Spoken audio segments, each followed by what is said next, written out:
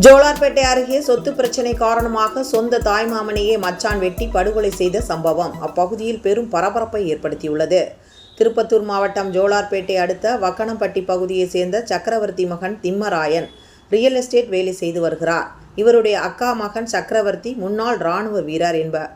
இவர் தனது 3 ஏக்கர் நிலத்தை 38 லட்சத்திற்கு ஃபைனான்சியரிடம் வைத்துள்ளதாக தெரிகிறது.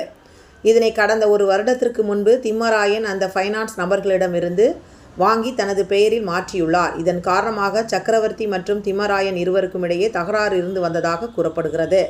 இந்நிலையில் 17/2/2025 அன்று காலை ஜோலார்பேட்டை அருகே காந்தி நகர் பகுதியில் உள்ள நிலத்தில் வாழைத்தோப்பில் திம்மராயன் இருந்தபோது அவரை பின்தொடர்ந்து வந்த சக்கரவர்த்தி தான் மறைத்து வைத்திருந்த அரிவாளால் சரமாரியாக வெட்டி படுகொலை செய்துவிட்டு அங்கிருந்து தப்பிச் சென்றுள்ளார். இதனை அறிந்த அக்கம் பக்கத்தினர் கொடுத்த தகவலின் பெயரில் விரைந்து வந்த ஜோலார்பேட்டை போலீசார் உடலை மீட்டு திருப்பத்தூர் அரசு மருத்துவமனைக்கு பிரேத பரிசோதனைக்காக அனுப்பி வைத்தனர்.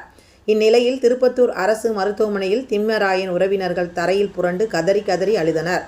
சம்பவம் கண்டோர் நெஞ்சை கண்கலக செய்தது. மேலும் ஜோலார்பேட்டை போலீசார் தப்பி ஓடிய சக்கரவர்த்தியை தேடி வருகின்றனர்.